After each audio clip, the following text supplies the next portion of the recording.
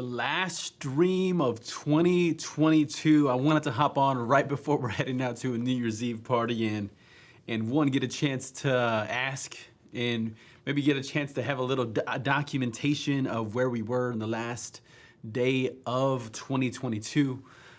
It's been a full year. I look back and there's a few activities that I do as a person of reflection. I want to be somebody who not just has experience, but I want to be somebody who is able to maximize and optimize from the experiences that I do have.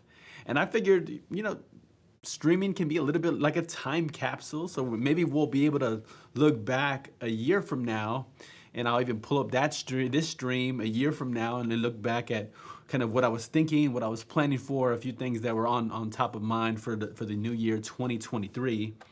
Of course, I want to ask you, what's some of your goals for 2023? What are you looking to accomplish? What are you going to achieve? What's on the radar? What's in your mind right now? There is something about having things on the radar. And I mean, we'll welcome any blessings and any opportunities that come unexpectedly in 2023, but also to have a few things that we're thinking about, that we're planning for, that we're intentionally and purposefully moving toward. And I figured I'd share a few things that I'm thinking about for the coming year. It's been a great time of reflecting as I think through 2023, a few things I'm thinking about in my world that I've been involved with in the past. Even was doing some of the more of the prison work here in Texas in the past. If you followed me for a little while at least, and I've been involved with the prison system here in Texas, whether that was developing a letter writing system or letter writing program, and being able to go to several of the prisons across Texas for a couple of years of my life. That was the main focus of the volunteer efforts, and so it would be nice to get back into that. I'm going to figure out what capacity and what that might look like, but that's one of the things I'm thinking about for 2023. I'm also thinking about even doing some more stuff with the orphans. And there's one of the passages, you can look in James chapter 1, you find out that religion that God considers pure and faultless is to look after the widow and look after the orphan. And it's something I'm thinking about, like what that looks like, how I might be able to help and support the orphan and the widow, that pure and faultless religion, to keep oneself also keep oneself from being polluted by the world. So that's pure and faultless religion from James chapter 1.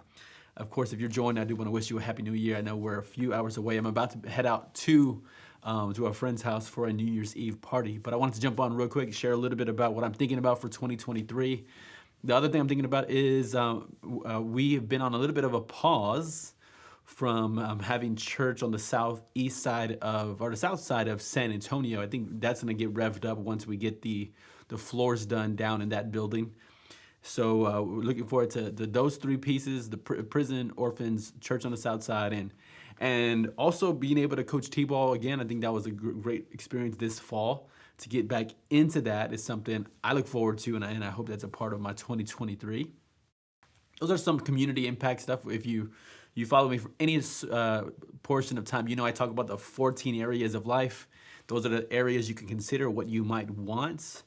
And so if you walk through those 14 areas, you might look at an area such as your financial, your romantic, your emotional and mental wellness, your spirituality, your health and your fitness, your immediate family, your extended family, your career and your job. There's 8 of them. Then we have your spirituality, your impact on the community. We have your physical comfort. We're at 11. And our last 3 is your recreation, relaxation, your effectiveness with your time management, and then your virtues and your values. So there's 14 core life areas.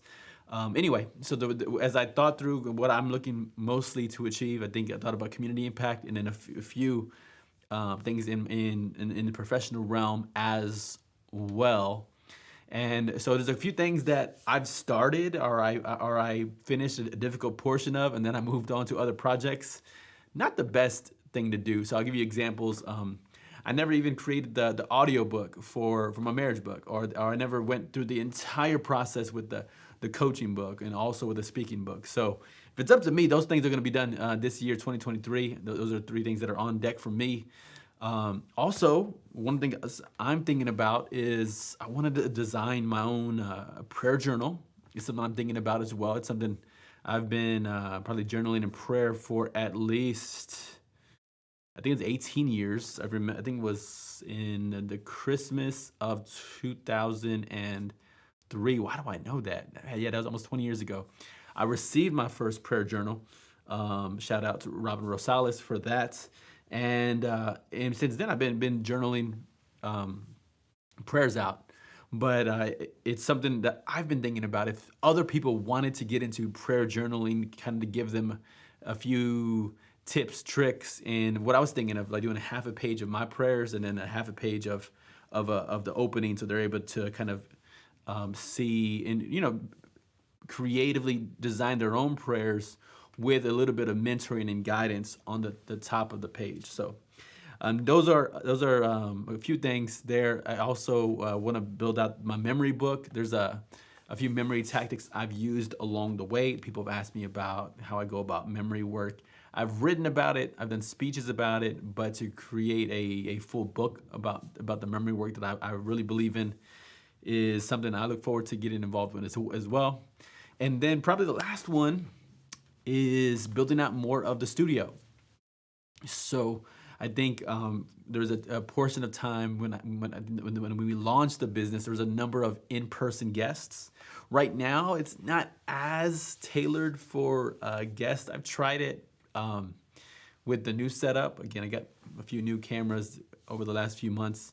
But I think if I tweak a few things here in the studio, it could be optimal to get ready for to have in-person guests once again.